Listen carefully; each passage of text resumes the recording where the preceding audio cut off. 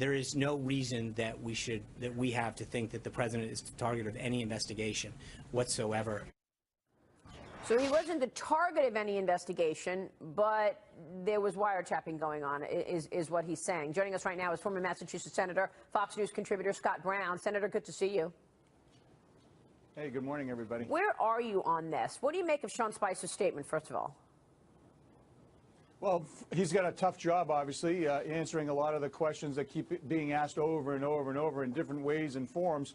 What I think is appropriate is that the Senate and House intelligence committees are doing their due diligence. Not only are they investigating the things that we all know about, they're apparently going to expand into the fact that there was a alleged wiretapping into the president, either his team or him or some variation thereof. I think that's appropriate, and I'm looking forward to those results. I mean, it could be that, you know, they were following a track, whereas they were correspondents with a Russian bank and somebody in Trump Tower. So they were listening in. We know they were listening in because they had the contents of Michael Flynn's phone call with the ambassador of Russia. And under that umbrella, Trump was wiretapped, even if he wasn't the target of the investigation. I think you saw this previous administration was completely concerned about their legacy, and the argument of them targeting Michael Flynn was worrying about him and how he wanted to go after Iran and the nuclear deal, and that was one. And so that's why they kind of targeted Michael Flynn, and that was a big situation. But this highlights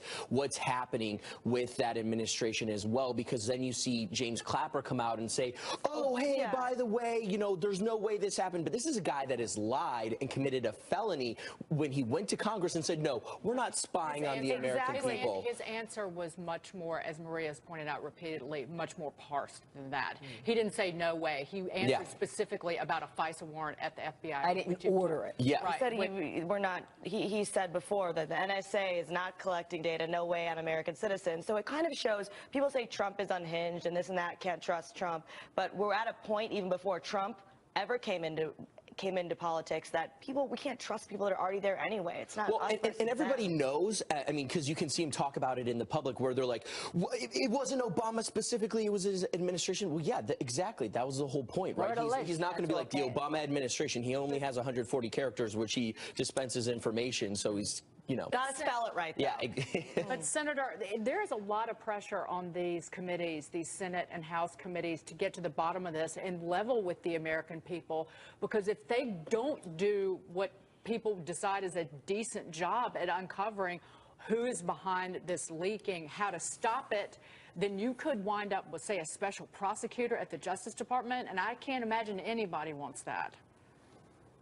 No, of course, they know the prior history with regard to special prosecutors. And once again, I think they do need to do their jobs. They need to work through the weekends. They can't be leaving it the Thursday at 1 o'clock and coming back on a Monday night. They have to actually start to really go and work overdrive like the president's doing. And with regard to the leaks, Maria, yes, it's obviously disconcerting, and it's, quite frankly, it's illegal. And is it contractors? Is it people within the intelligence agencies? That's what the American people want to know.